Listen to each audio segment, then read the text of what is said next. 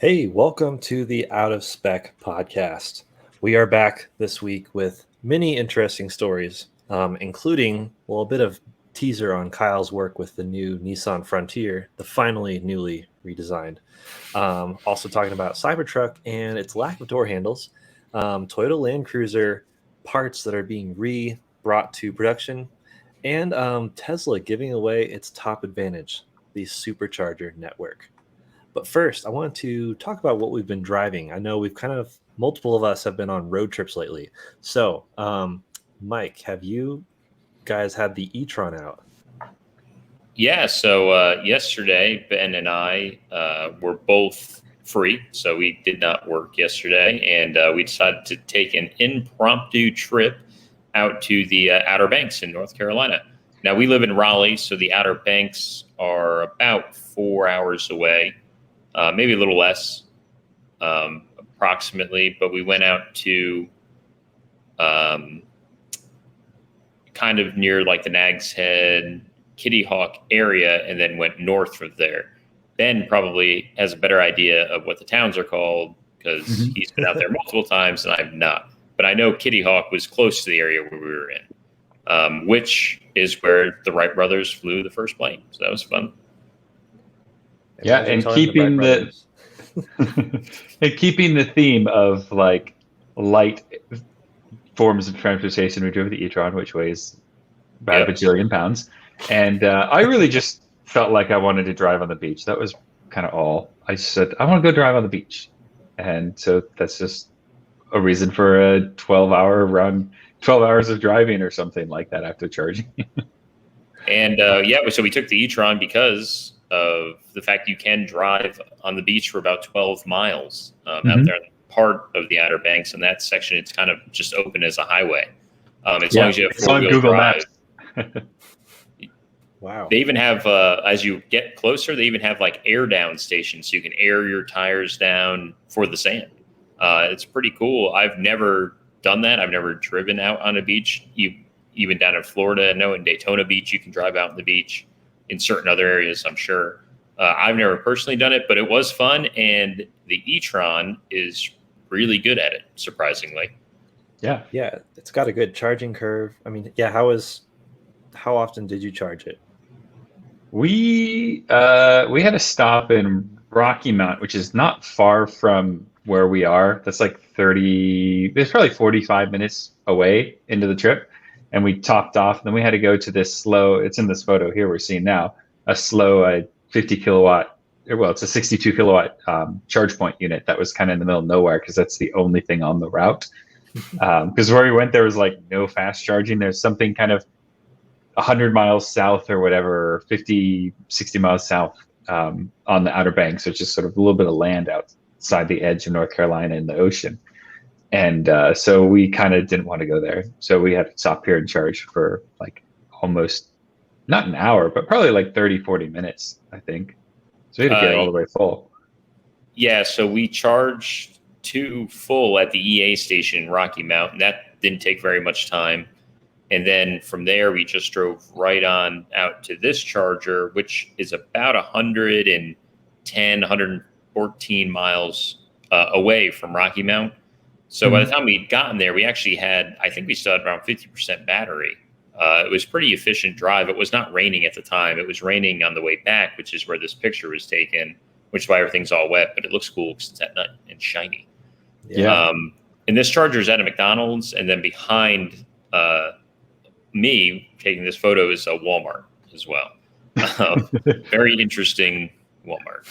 Yeah, we got carded because we bought a shovel in case we got stuck on the beach. That's a restricted item at Walmart, as it turns out. You have to be 16 or older to buy a shovel, not a special anything, just a shovel.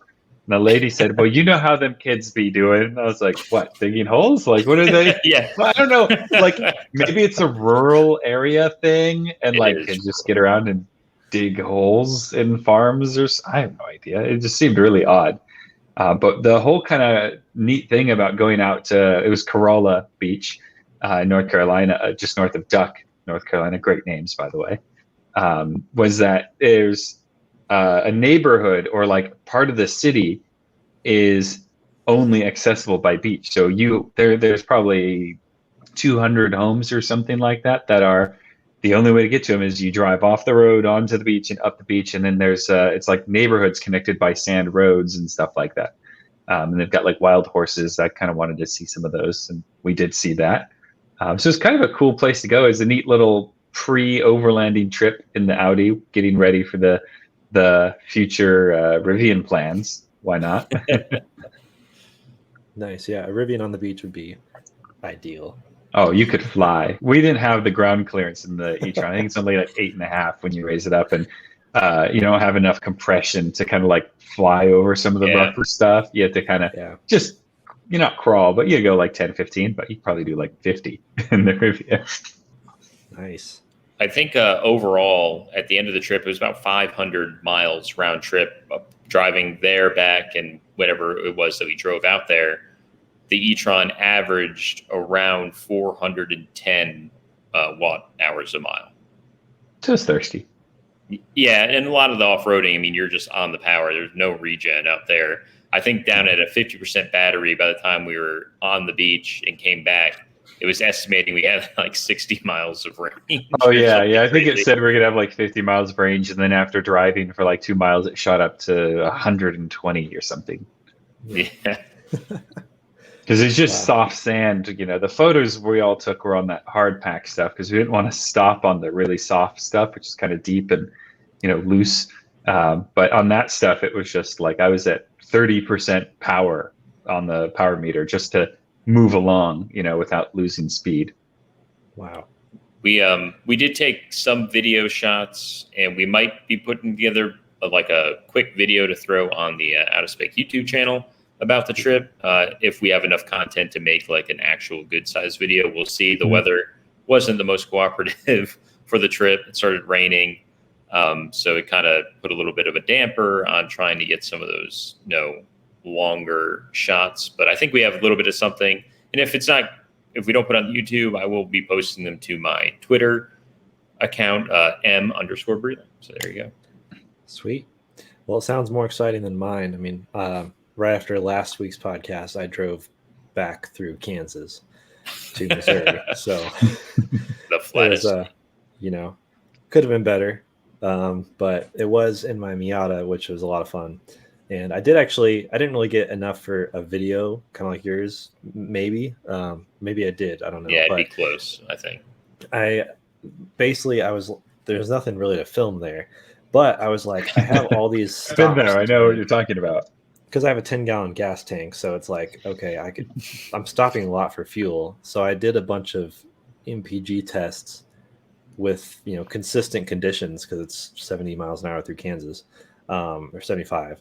And so I was like, okay, what's the difference between top down, windows up, AC, top up, AC. Like I did every single thing. And because I was curious, and it turns out that top up with AC is more efficient than top down. So, who knew? Well, there you go. I can believe top that. tip. That makes sense. Yeah. Literally top tip. Yep. Aerodynamics. So that's yeah. And then Kyle could not join us because he is out with the new Frontier, which I'm still figuring out how I feel about the design, but I guess it matches Nissan design ethos and language right now. But he's Toyota's ethos, design, and language. It's a lot of trucks have gone to this boxy square front end. I actually think the Frontier wears it really well, better than the new Tundra, which I'm not a particular fan of. I just think the proportions on this truck look a lot better. Especially in this green. Everybody has a green now, and this is a really good one. It's fantastic. So can I make an unpopular opinion on this? I feel like this is the first truck I don't like, or the first vehicle I don't like green on. I don't know why. I think I would like it in like a deserty sand color or something. Or is that just me? I think it looks really cool. It's just kind of. I think the sand, like hidden in the dark, would look good too. But I like the green. This is a stunning green in person. So yeah, this is a pre-production prototype. So he's been driving it off road. They tell us not to break it because there literally aren't parts. So, and he was actually at IKEA tonight, so that's his excuse for not coming. So, well, I guess we'll see how well this truck handles IKEA trips. Probably just fine. That's an important test for a mid-sized truck. Yeah. A couple of months ago, I had the pre-production Pathfinder in this same color green, and it was a looker. I mean, the green is phenomenal in person, but yeah, I don't know. It's at least they're staying relatively consistent with their styling, and I like seeing an improvement. Like when I lived in Texas, me and Austin's dad came down and rented a 2016 Frontier. I thought it was a 2005 Frontier. I mean, it looked the exact same. And I got inside, still thought it was 2005. It still had a cassette. So, why? So I'm glad to see they're updating it. But yeah, I wanted to talk they're about, way overdue. I mean, yeah, I think the first, like the Frontier that we all know came out in like 2004. Mm-hmm. So it's been the same truck till then. And then in 2021 or 2020, you could actually get the 3.8 liter, which is in the new one, but it was in the old body. So it still was the same old truck for the most part underneath, but that's, I think, why people love them. They're just extremely reliable. There's parts everywhere. They're capable, and they're just bare bones for the most part. They don't have a lot of that fancy equipment that now they do, which is fine. They need it. It needs an update. Yeah, what's the deal, Nissan? The 350Z was the typical same way. Nissan fashion. They would put out a good car when it comes out, but then they're like, we'll leave that in production for a little over a decade and see how it does. And I'll say the Frontier from the A-pillar back looks exactly like a Tacoma. If you showed me the A-pillar back on both those vehicles, I probably couldn't tell them apart. Yep. Not a bad I'm not thing. sure I could tell the difference between any pickup truck A-pillar back. That's where they're all the same generally. The rear flare looked a lot like the rear flare on a Tacoma, along with like the proportions and the doors and even the color. But I mean, it's not a bad thing. Like you said, a lot of mid-sized trucks kind of have that. Like they want them to look like what are the pre-runner trucks. You know what looks different from the A-pillar back? Tesla Cybertruck. Yeah, it does. Let's talk nice about segue. Yeah, nice segue. Let's talk about Tesla Cybertruck. So we all saw the unveiling with the door handles that look kind of Model S-esque, where they just kind of pop out. And now Elon's saying there's not going to be door handles, which I want to get your thoughts on because it seems like a lot of manufacturers are playing with door handle usefulness or design. I mean, I get it. Like when you design a car, like most prototype cars from the past 2 decades, 5 decades, whatever, don't have door handles or they're just invisible because it's not visually appealing. So Elon tried to counter that with the Model S by making them flush when not in use. And then same with Model 3, just a different kind of flush. And so I kind of get where that's coming from. But then there's like the Mustang Mach-E with not really even door handles, just the little push button things. And the front doors have the weird little pull tab, which is, I mean, that's the best way you can describe it. It's the weirdest thing ever. And I genuinely don't like it. It looks awkward to use. I've used it once and I was like, maybe you'd get used to it. I've seen people who did like a 4,000 mile review of having it for like a couple months, and they all seem to like, it looks really fiddly. I don't mind a door handle change, but I don't want it to I don't want to look like I have no idea what I'm doing every time I get into the car. Ben, I'd like your input on this because working at Tesla in the past, I personally like the Model 3 and the Model Y door handles the best. I didn't like the S because they broke a lot. The retractable door handles, they went through, like in my time there, I think they were on the 4th or 5th iteration of the pop-out door handles. Gosh. And So there was just the 4th generation door handle's pretty good. Yeah. So, and I don't know. It's cool. It's very cool. But I actually really like the design of the Model 3 where you push in with the thumb and then you grab with the other 4 fingers. To me, it's very ergonomic. And the self-presenting feature on the Model X was actually something that when I would be driving a Model X around, I thought it was kind of cool, but it wasn't something I necessarily loved. I don't know why I just like to open the door myself. I don't know. Ben, I have But yeah, very loves strong self- opinions on door doors. handles if But- we've got time. Yeah, I want to hear your, because as a previous Model X owner as well, the Model X door handle itself was actually probably my least favorite too. I didn't like that it was like a button that you had to push. Personally, it is my least favorite of the three. But I'd be interested to hear your thoughts and opinions on Elon saying no more door handles. Yeah, so I'm going to just start with, so I've had every Tesla door handle design they've built, which is 3. So it's not a whole lot. But if for whatever reason they did a new one every car. So the Model S ones, I think I'm with you, are probably my least favorite. I think the execution's cool, the pop out, the way they work is cool, and the experience they provide is very neat. However, I don't like waiting on something to be able to provide my action. So like you have to wait for the handle to come out, or you have to pull it and then wait for that mechanical action to trigger the electronic latch on the door. Whereas the Model 3, all you have to do is pull the handle, which hits the electronic release. So there's no like interim step of it preparing itself or getting into the right position, which is someone like me who gets impatient after 0.6 of a nanosecond. I appreciate that quite a bit.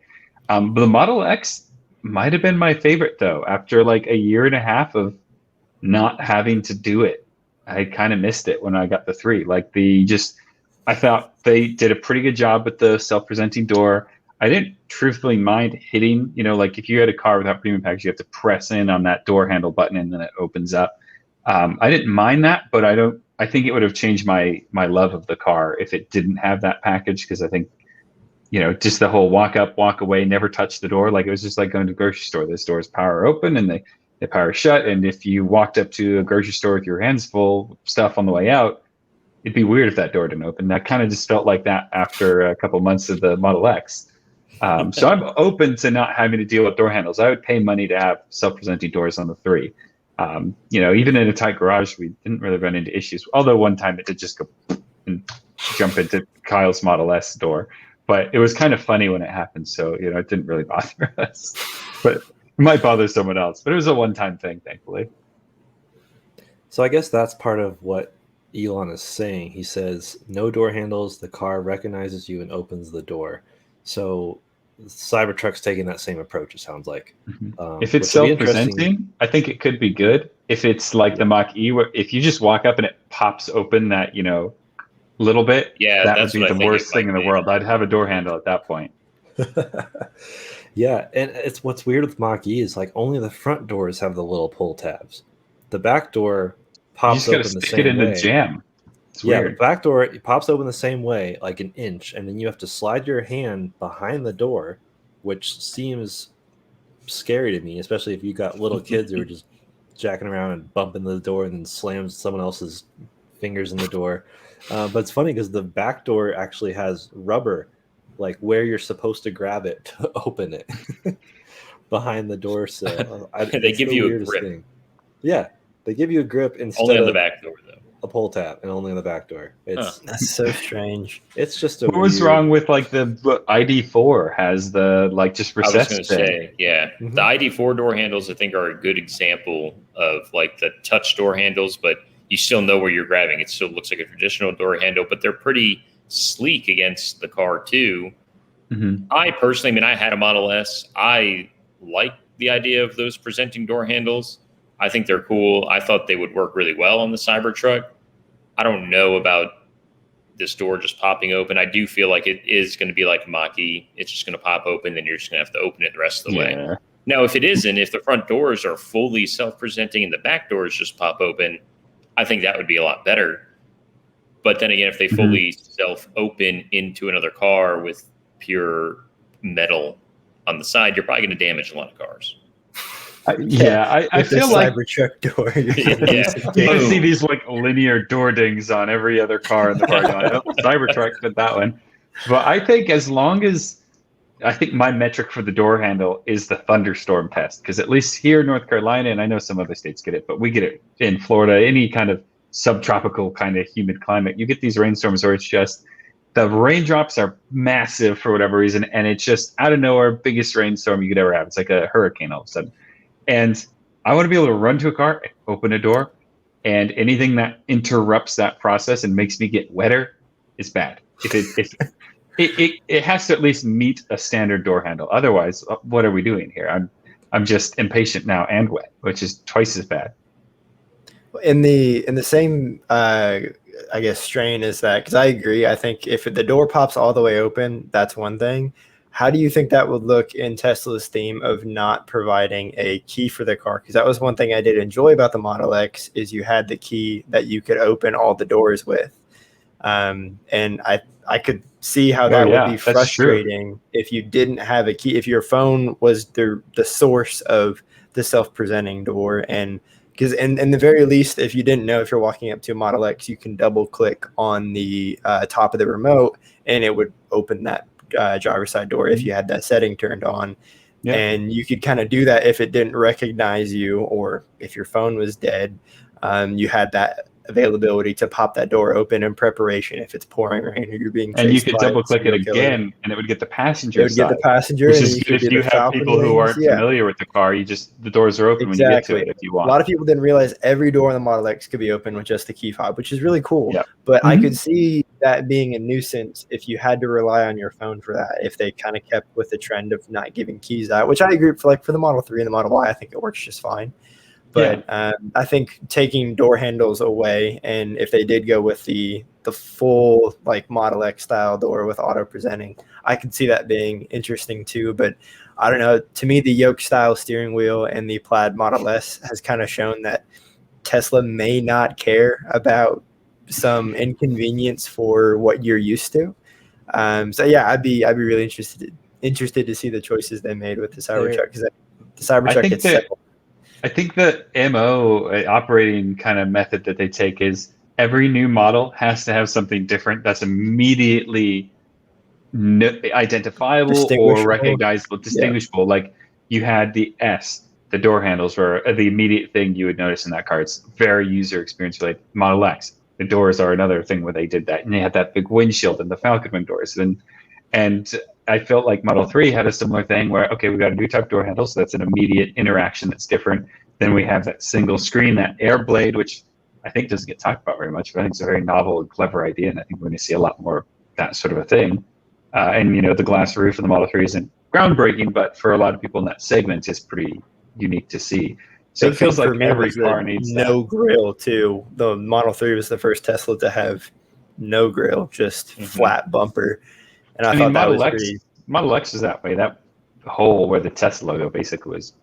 Yeah, they had the little, I guess the S had at that time too. But I just thought that was interesting because it was just blank, no air inlets. I mean, there was an air inlet at the bottom, but before you had the little divot where the Tesla T would go. And the Model 3 was just very sleek front end. So yeah, I think it's very true. They like to mix it up for each car to make it a different tactile feel depending on model, but some have worked better than others for sure. Yeah, I'm curious to see what they do with these door handles on the X, or not door handles. I guess they're not doing that, but the system, because oh man, I really hope it's at least as good as what the X did on Cybertruck. Otherwise, I'm going to be.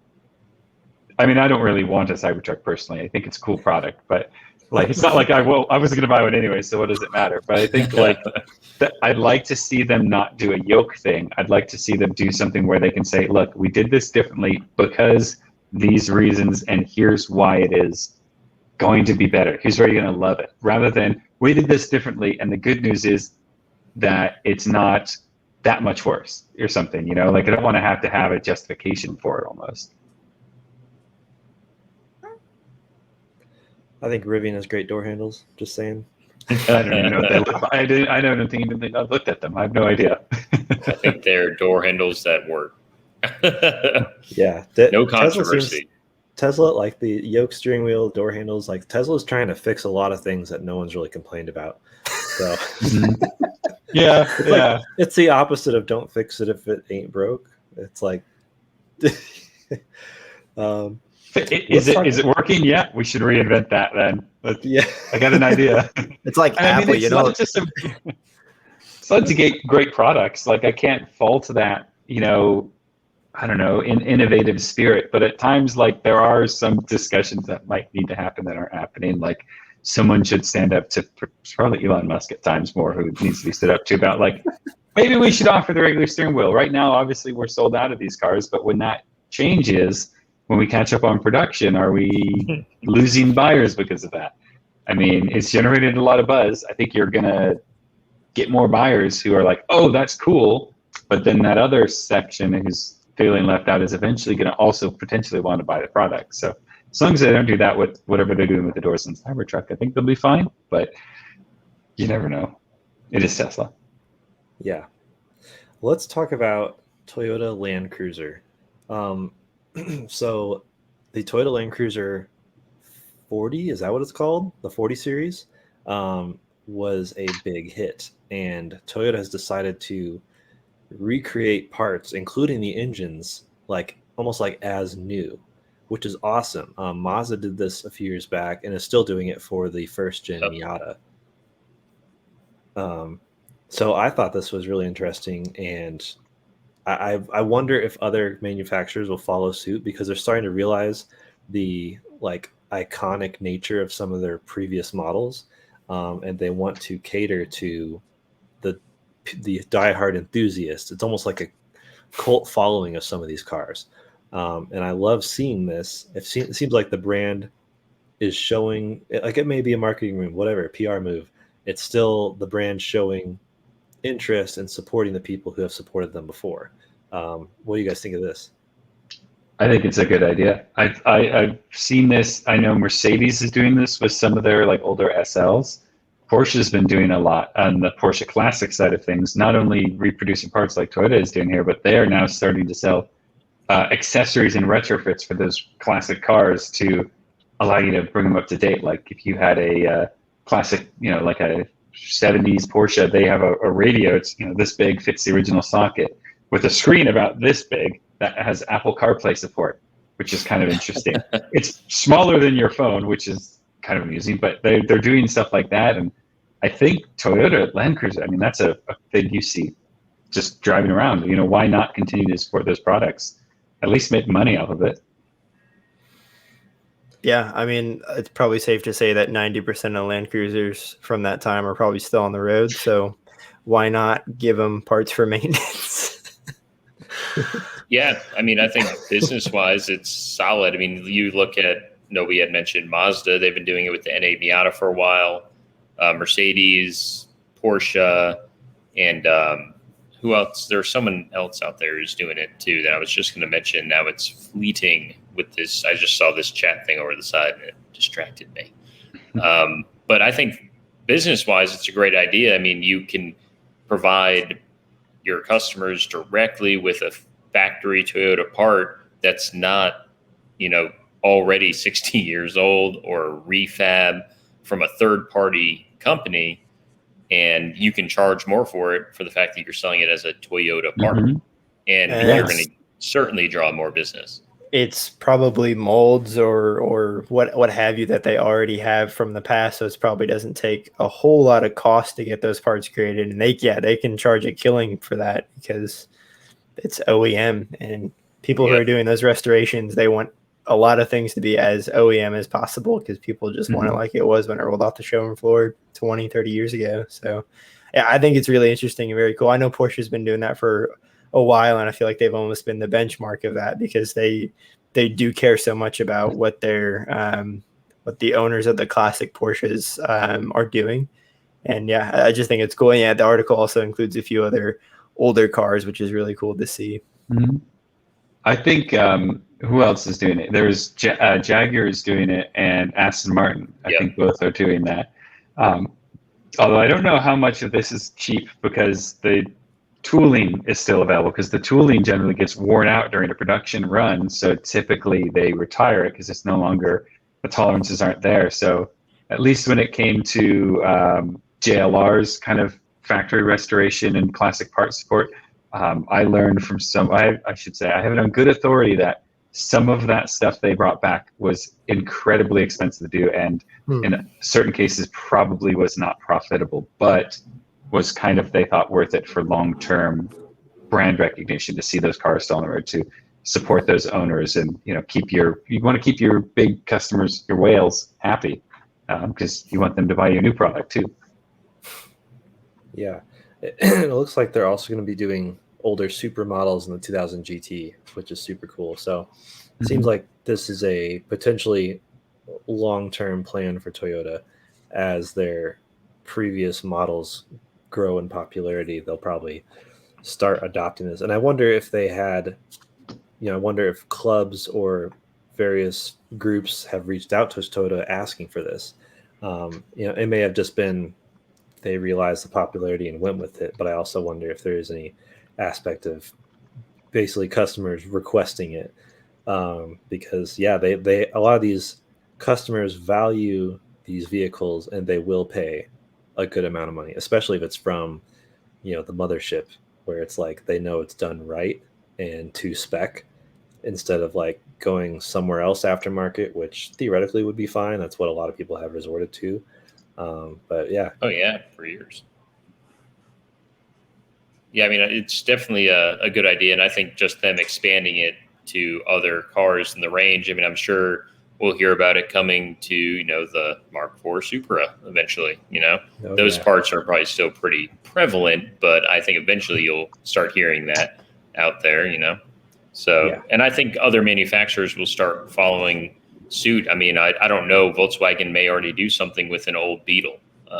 They might already offer a similar program, or the Thing, or the one old of the more GTIs. niche. Yeah, they're niche cars. Yeah, the first gen GTI, second gen GTIs were huge hits, and that people are definitely collected those cars, and I've kept them on the road using probably aftermarket parts, unless Volkswagen still makes them. I don't know.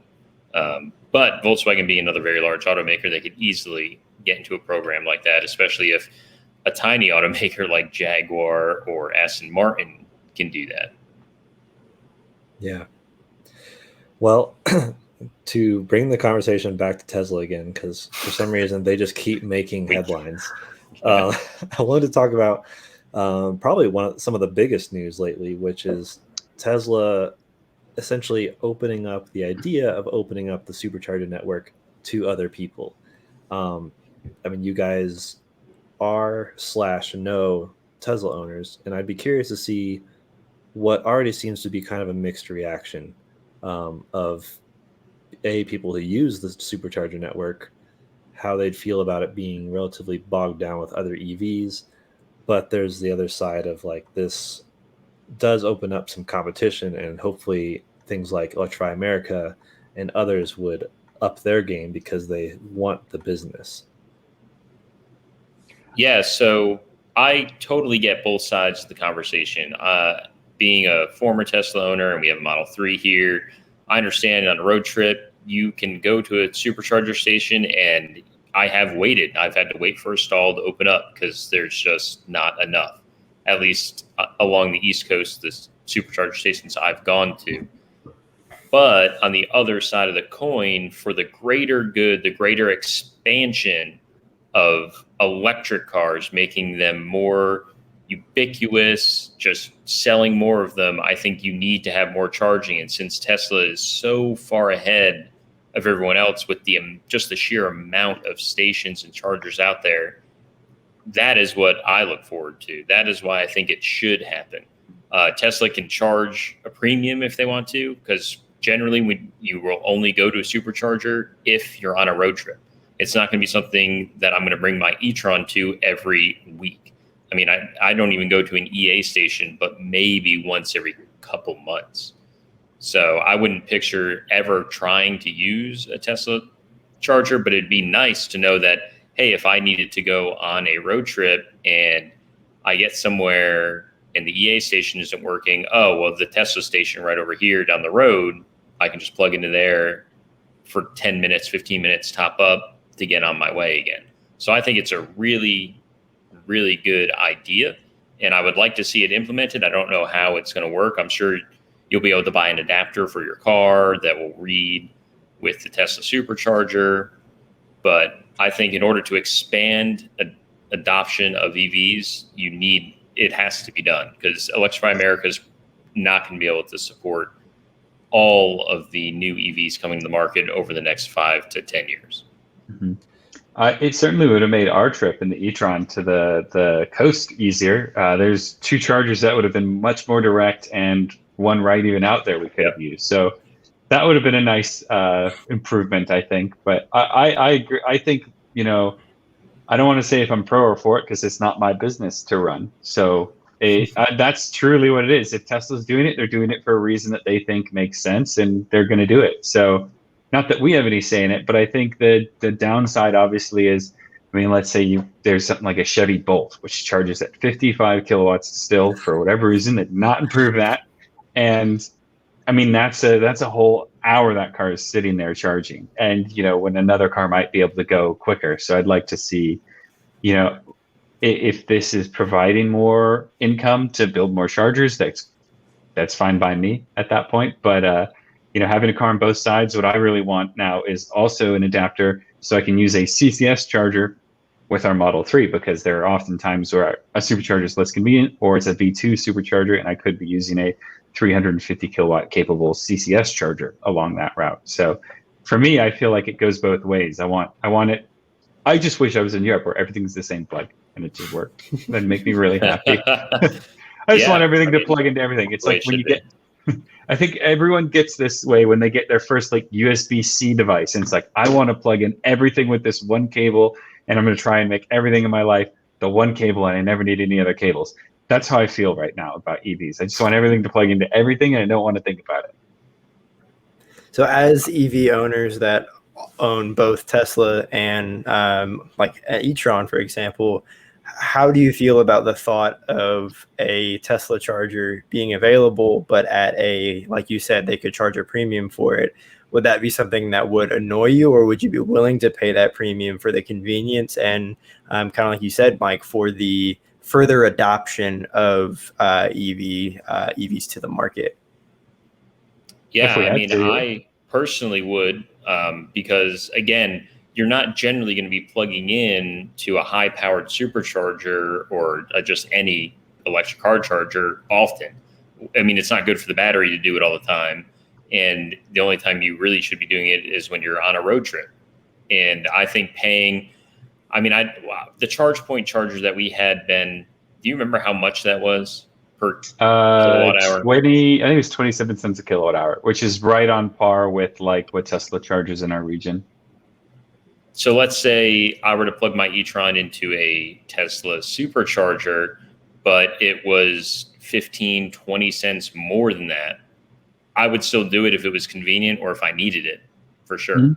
Because at the same time, it would still be less than filling up a gas car as often. I'm sure it will add up quickly, but if it's convenient and it's a necessary evil to have right now, I think it's worth it. I think of it like a gas station. I don't look for which gas station is cheaper than another.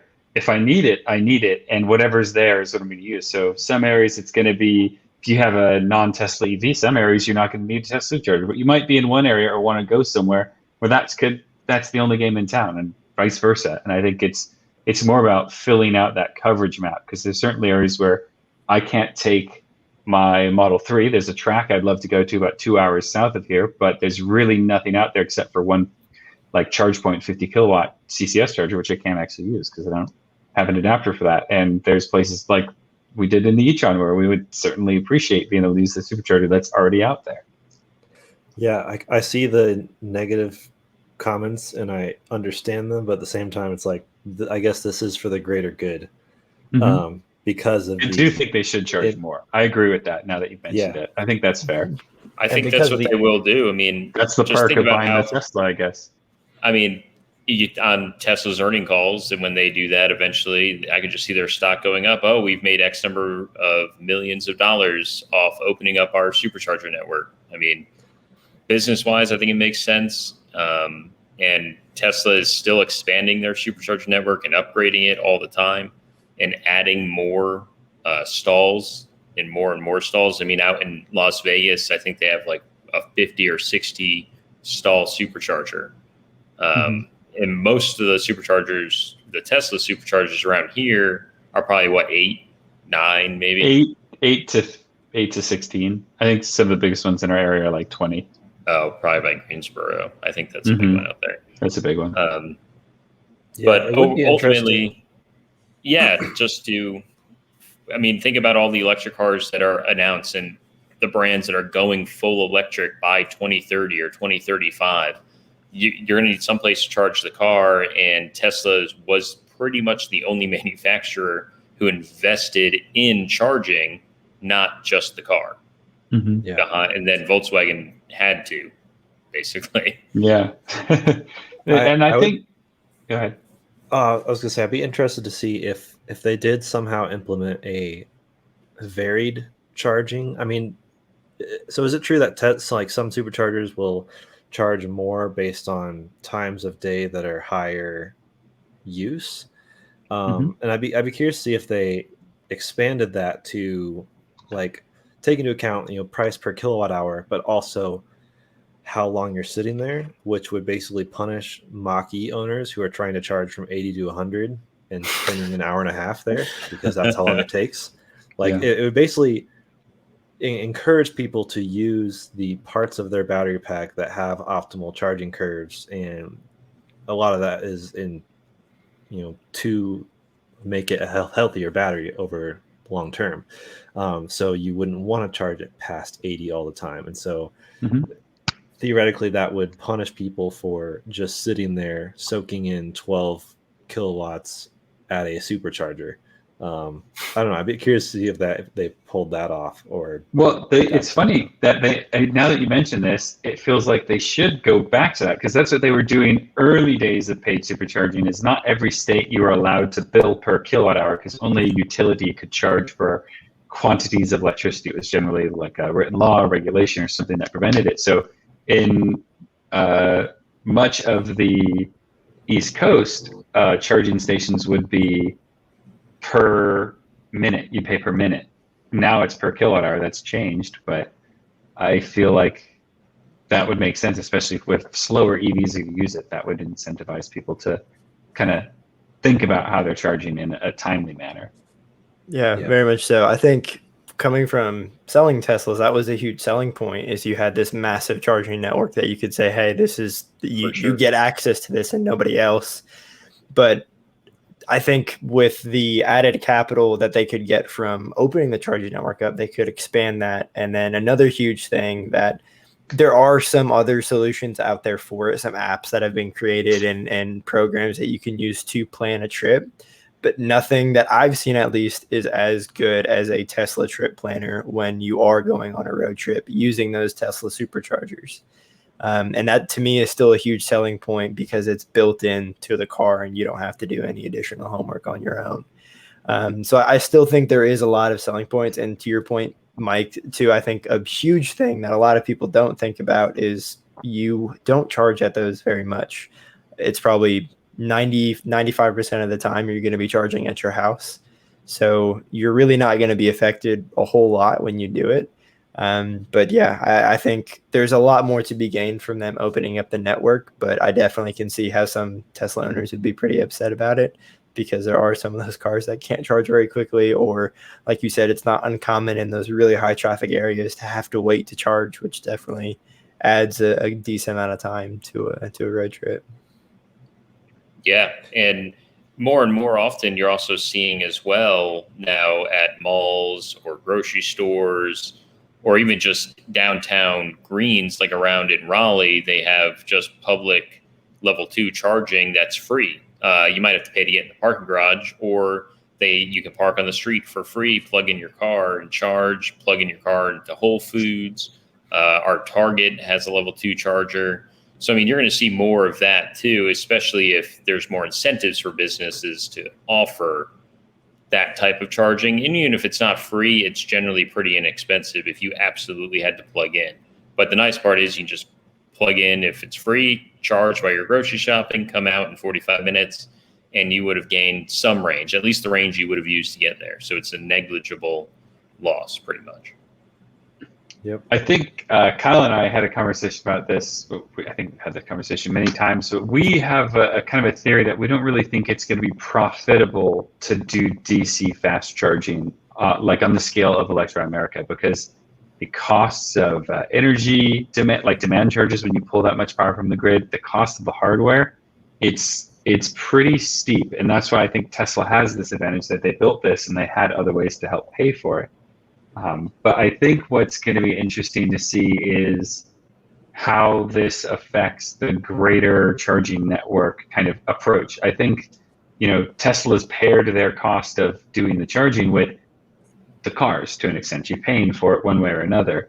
And, EA doesn't have a method to do that. I think what we might end up seeing a little bit as a side, bar to some of this charging opening up is, like more infrastructure that is charging's a destination or it's an attraction to this destination to make it more. You have to sink those costs into something because there's so much money that has to be spent just setting up a station. It's almost, like a gas station doesn't make very much money on gas.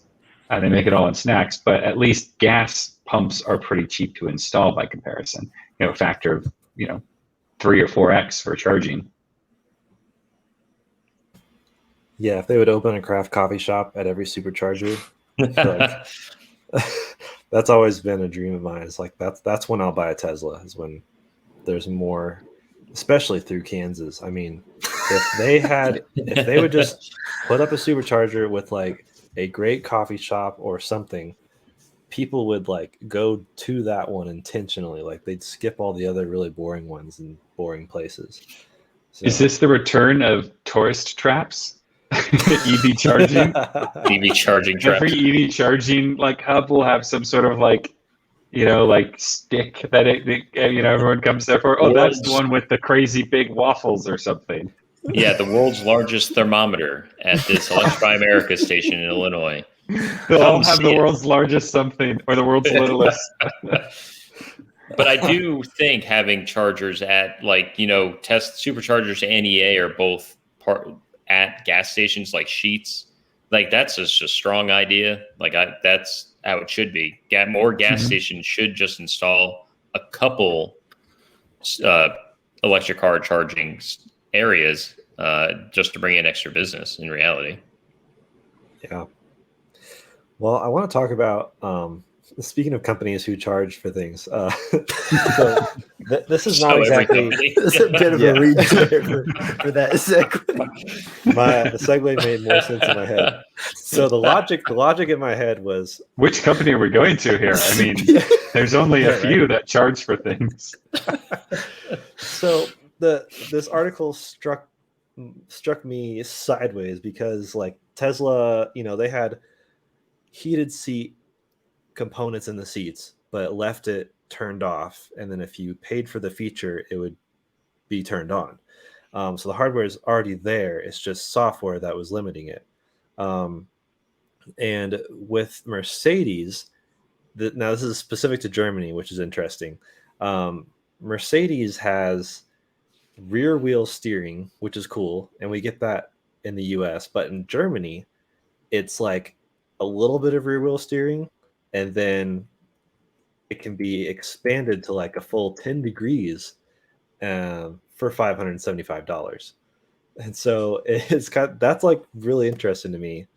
And I wanted to see what you think, I guess, in general with this whole concept of it makes sense, keeping certain things out because you have to have you have to make money somewhere, and this is a way to increase margins. And it does, part of the argument is you don't want to, why pay for something if you're not going to use it? So what do you think? I have a parallel to this. Again, we can't seem to escape Tesla on the EV tangent podcast, but Model S and X, they had a 60 and a 70 kilowatt. Well, I hesitate to say kilowatt hour battery because they weren't really the exact number on the back, but they had what they called a 60 and a 75. And the 60, the second generation of the 60 on the refreshed facelifted cars was the 75 battery pack with a software limit. And they really ended up doing that because it was more cost effective than having two separate battery packs of two different sizes. It was cheaper to just make them all 75s and limit it by software. And so I know some people are like, well, I already have this, and it's kind of crazy that I have to pay extra for something that's already in my car. When the reality also is that to not do it that way and to give you a physically smaller battery, it would have made your base model cost more. And so I kind of wonder, some of this software as a purchase or feature as a purchase that will be seen as probably going to be minimizing the complexity of production. And on the other side of it, there's definitely going to be some, not price gouging, but it's going to be a notable source of revenue potentially for some of these makers. So I think we're probably going to win some and lose some on this, the consumer, but you still have the choice. It's upfront. It's not like a surprise. If it was, you gotta, they kept it kind of hush hush. You get 6 months of premium data connectivity on your car, and then that's also tied to your steering wheel, your rear steering. Then that might be a little more of a shock to people, but I think it's kind of upfront. So yeah, I they'll think run that the company how they please.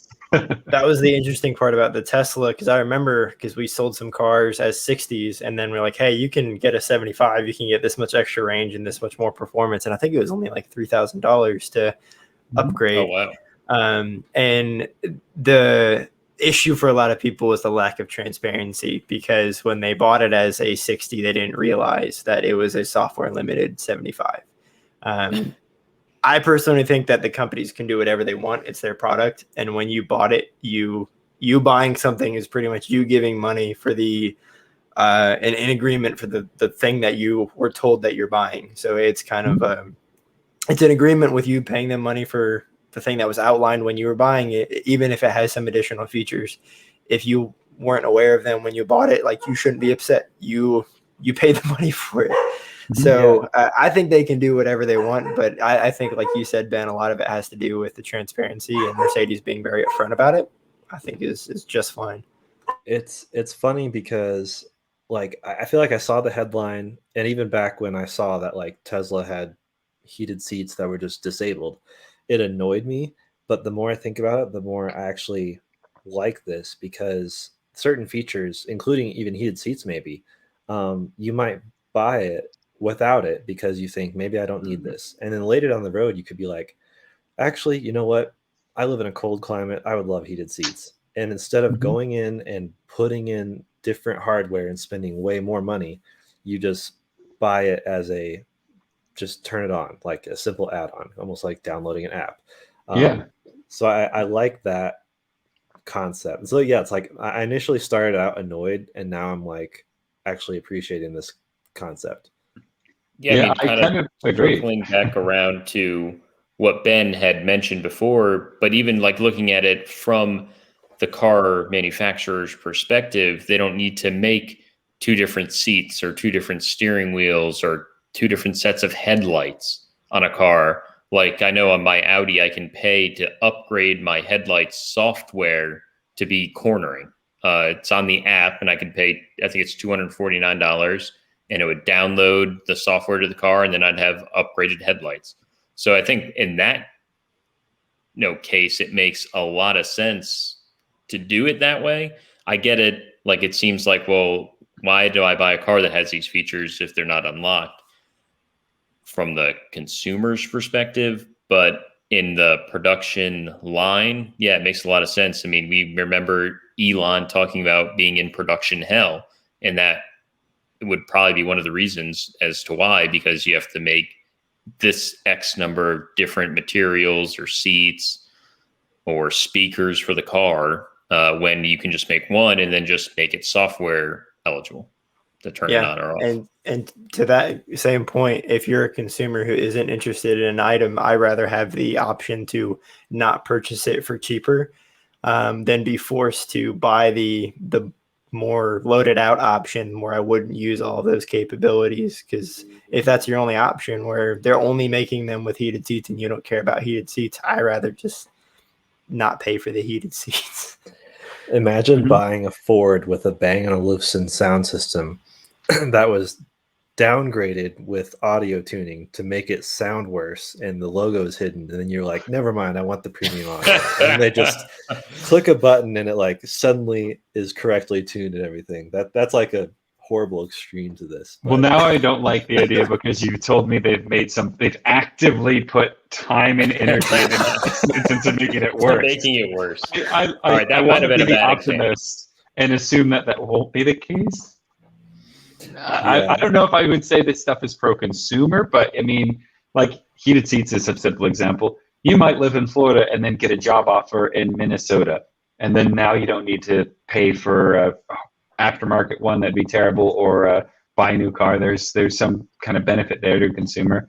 I think as long as, and I think we forget, because we're looking at this as a hardware point of view, but when you look at it as a software development and tuning thing,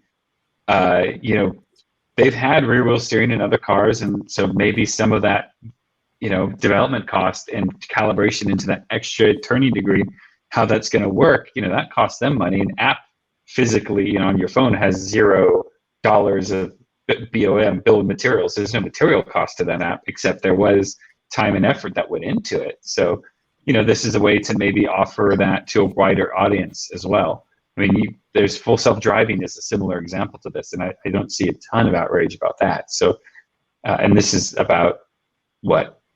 Not even that's half. It's way cheaper, $10,000. Yeah, it's like 5% the cost. I mean, if I could pay to upgrade the lighting in my car to ambient lighting like you get on the Premium Plus or Prestige model, I definitely would. And I'm pretty sure the lighting is already in the car because I've looked, and I think I could see the little light tubes underneath the doors and everything.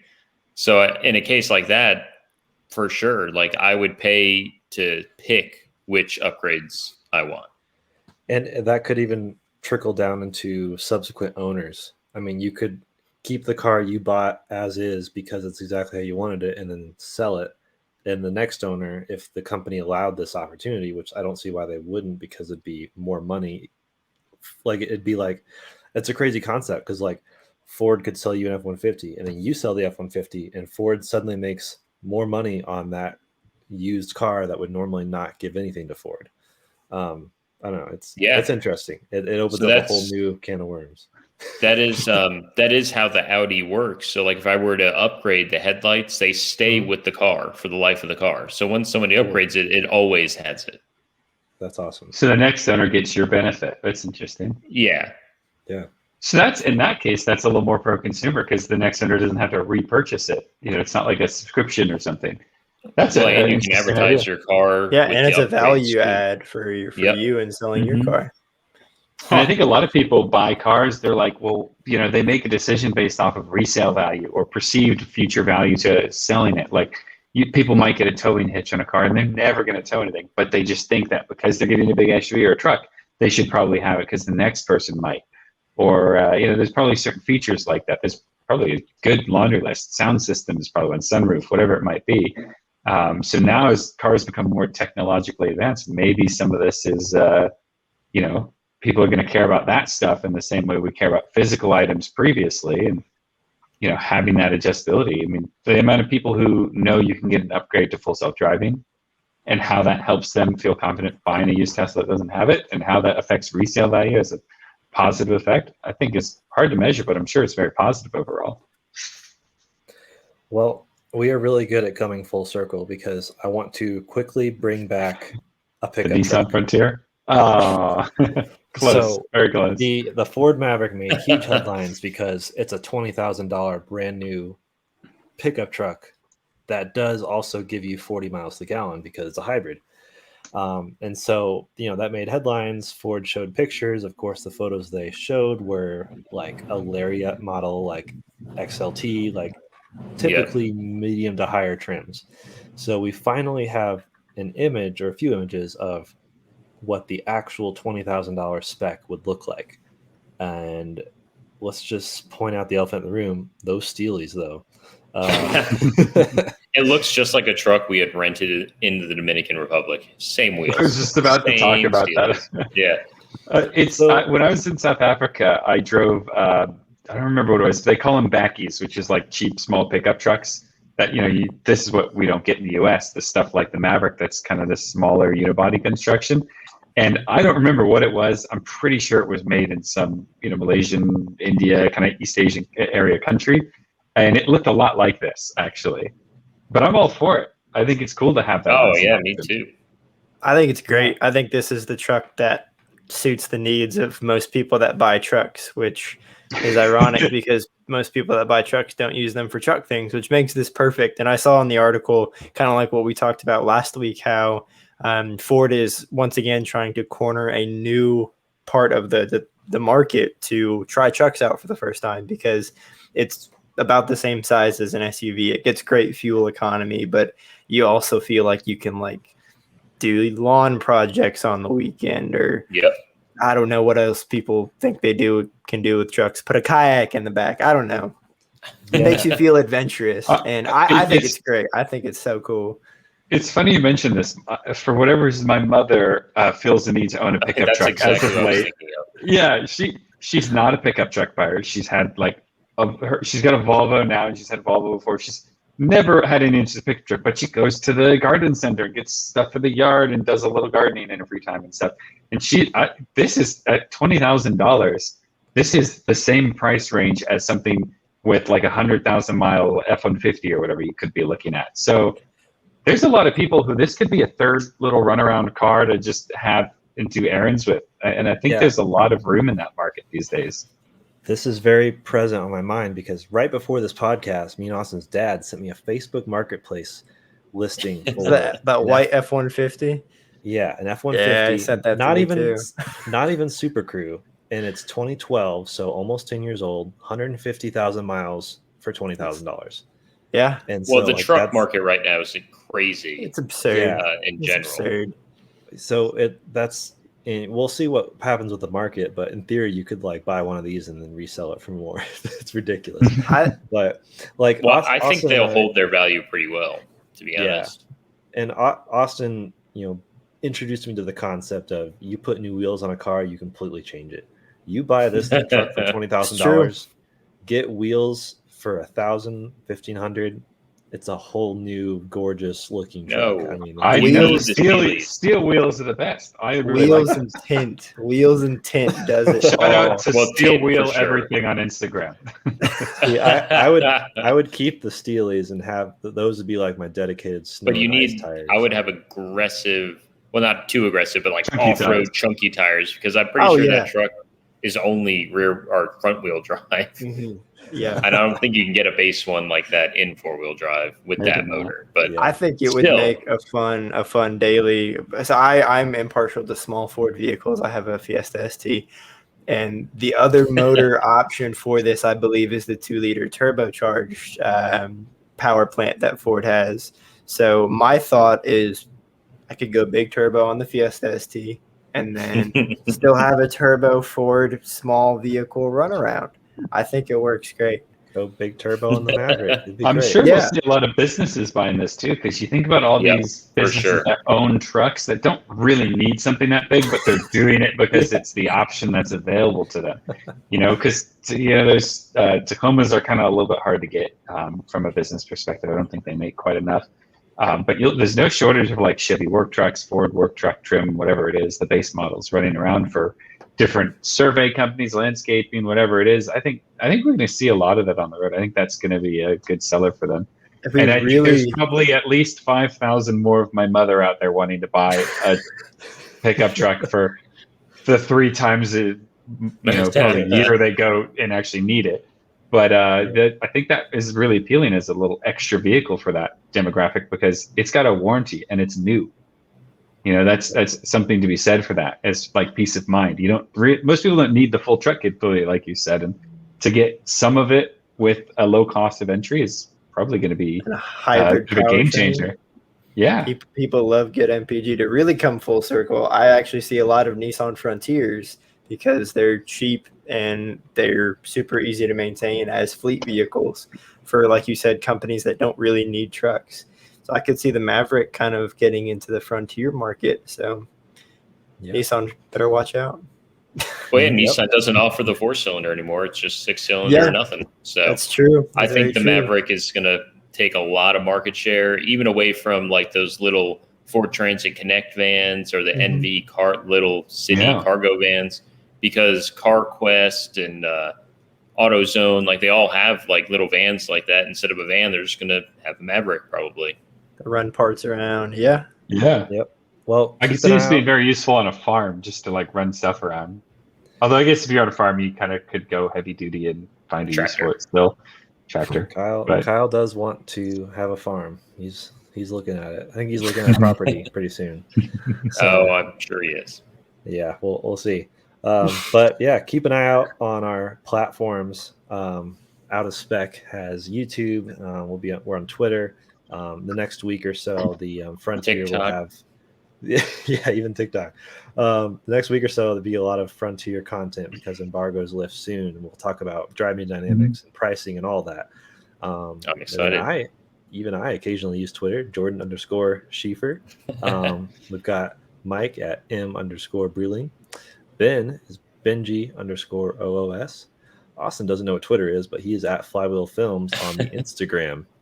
So yeah, thanks for a great show, gentlemen, and thanks for tuning in to the Out of Spec podcast. And we'll see you till next time. in the next one.